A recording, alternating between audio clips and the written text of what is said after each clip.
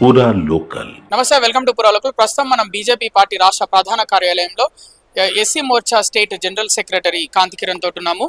Operation Kagar విషయంలో BJP పార్టీని అటు ప్రజా సంఘాలు పూర్తిగా వ్యతిరేకిస్తున్నాయి. కావాలంటే నక్సలైట్లను ఎన్కౌంటర్ చేయండి, అక్కడ వరకు ఓకే, కానీ వాళ్ళ శవాలను కూడా వాళ్ళ ఇంట్లో వాళ్ళకి కుటుంబ సభ్యులకు అప్పచెప్పట్లేదు. ఇంత కక్షపూరితమైన చర్యన అని వ్యతిరేకిస్తున్నాయి. వాస్తవానికి ఎవరైతే ఈ జన విజ్ఞాన వేదిక పేరుతోని, హ్యూమన్ రైట్స్ పేరుతోని సమాజంలో కుహనా మేధావులు అర్బన్ నక్సల్ పేరుతో ఏదైతే వాళ్ళు ప్రజాస్వామ్యవాదులం అని అంటారు, కానీ వాస్తవానికి డాక్టర్ బాబాసాహెబ్ అంబేద్కర్ ఏదైతే రాజ్యాంగం రాసినారో ఆ రాజ్యాంగాన్ని స్పష్టంగా ఉల్లంఘించుకొని మాకు రాజ్యాధికారము బుల్లెట్తో వస్తుంది, బ్యాలెట్తో కాదు అని నినాదంతో వచ్చిన ఒక సిద్ధాంతం ఇది.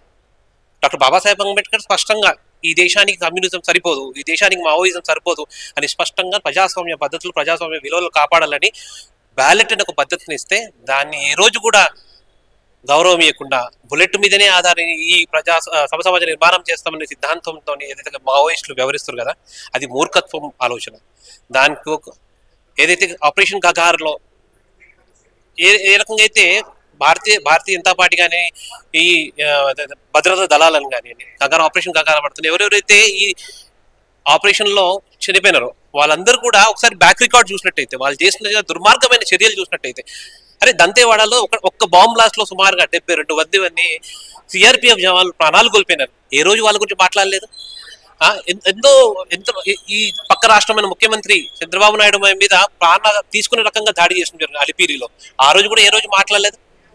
అంటే కేవలము సమాజాన్ని పెడదారి పట్టించడానికి మాత్రమే ఈ యొక్క జన విజ్ఞాన వేదికల పేరుతో హ్యూమన్ రైట్స్ యాక్టివిస్టులు అందరూ మాట్లాడుతున్నారు, అంతేగాని దాంట్లో ఏమాత్రం మర్మం లేదు, సత్యం లేదు.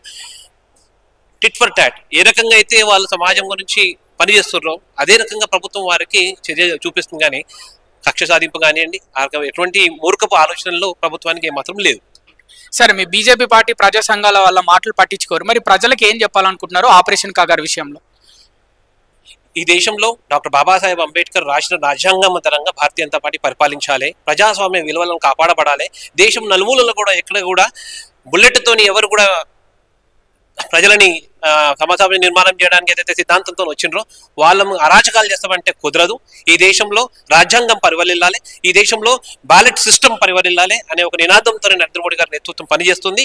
ఎక్కడ కూడా ఈ యొక్క సిద్ధాంతంతో బుల్లెట్తోని మేము రాజ్యాధికారం సాధిస్తామంటే వాళ్ళని ఇనుప కాలుతో తొక్కివేసడానికి భారతీయ జనతా పార్టీ నరేంద్ర మోడీ నేతృత్వంలో ప్రభుత్వం అంతా కూడా సిద్ధంగా అదే మానసికతో పనిచేస్తున్నది. ఎందుకు బీజేపీ పార్టీ నక్సల్స్ ని మొదటి నుంచి అంటే అంతం చేయాలని అలా ఒక కంకణం కట్టుకుంది? ఎందుకు అంటే నక్సల్స్ అంటే అంత వ్యతిరేకం ఎందుకు బీజేపీ పార్టీ? గతంలో బీజేపీ పార్టీ కార్యకర్తలను అంటే నక్సల్స్ చంపినందుకు కారణం ఏంటి? అంటే మీరు ప్రజల కోసం చంపారా నక్సల్స్ ని? మీ బీజేపీ పార్టీ కార్యకర్తలను చంపినందుకు నక్సల్స్ ని చంపారా? చూడండి, ఏ సిద్ధాంతంతో అయితే నక్సలిజం కానీ మావోయిజం పనిచేస్తుందో అది తిరస్కరించిన సిద్ధాంతం. ఈరోజు దేశంలో ప్రజాస్వామ్యాన్ని కాపాడుతూ, ప్రజాస్వామ్య విలువలను కాపాడుతూ బాబాసాహెబ్ అంబేద్కర్ ఏదైతే రాజ్యాంగాన్ని రాసిండో ఆ రాజ్యాంగాన్ని కూడా సర్వత్రా అందరూ కూడా స్వీకరిస్తున్నారు. ఎందుకు అంటే నరేంద్ర మోడీ గారి నేతృత్వంలో ప్రజాస్వామ్య విలువల ఆధారంగా నరేంద్ర మోడీ గారు పనిచేస్తున్నారని ఈ దేశంలో సమాజం అంతా కూడా ప్రపంచ అంతర్రాష్ట్రీయ వేదిక మీద కూడా అందరూ కూడా గుర్తెరుగుతున్నారు.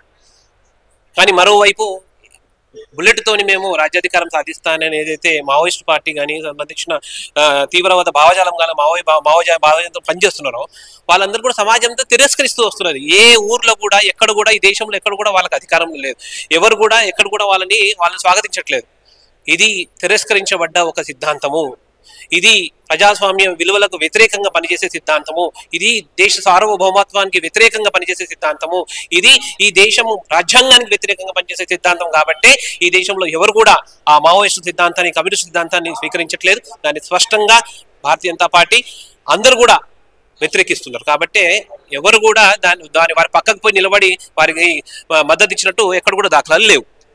మరోవైపు ఆపరేషన్ సింధూరు చేశారు సరే, కానీ తర్వాత పాకిస్తాన్ తోటి యుద్ధం చేయలేకపోయారు, చైనా తోటి కూడా యుద్ధం చేయడానికి భయపడుతుంది భారత్. కానీ భారతదేశంలో నక్సల్స్ ని చంపి ఇలా ప్రజల్లో మంచి పేరు తెచ్చుకోవడానికి ఎన్డీఏ ప్రభుత్వం బీజేపీ ప్రయత్నిస్తుందని ప్రతిపక్షాలు అంటున్నాయి.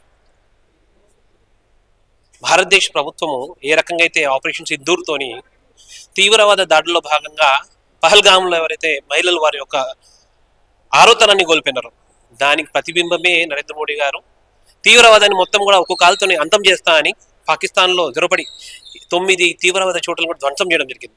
భారతీయ జనతా పార్టీ కానివ్వండి, ఈ దేశ ప్రభుత్వం కానివ్వండి, తీవ్రవాదం వ్యతిరేకంగా పోరాటం చేస్తుంది. కానీ అంతరాష్ట్రీయ వేదిక మీద ఏదో మేము ఒక దేశం మీద దాడి చేసి మా దగ్గర శక్తి ఉన్నది కదా, వాళ్ళ దేశం మీద మ్యాప్లో నుంచి తీసివేయాలనే ఆలోచన మాకు లేదు.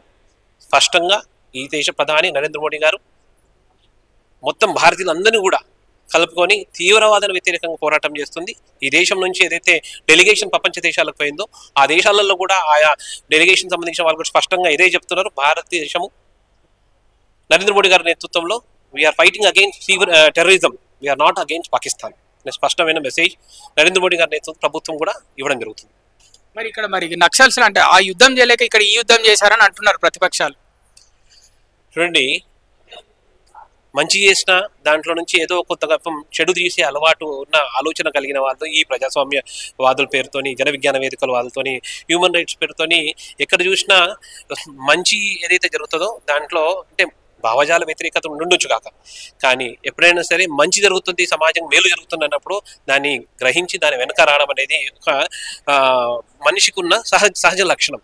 కానీ ఆ సహజత్వానికే లేని వ్యక్తులు ఎవరైతే ఉన్నారో అంటే వీళ్ళు అంటే పైశాచిక ఆనందం పొందే క్రమంలోనే ఈ రకమైన మాటలు తప్ప దాంట్లో ఎటువంటి వాస్తవికత నిజాలు ఏమీ లేవు.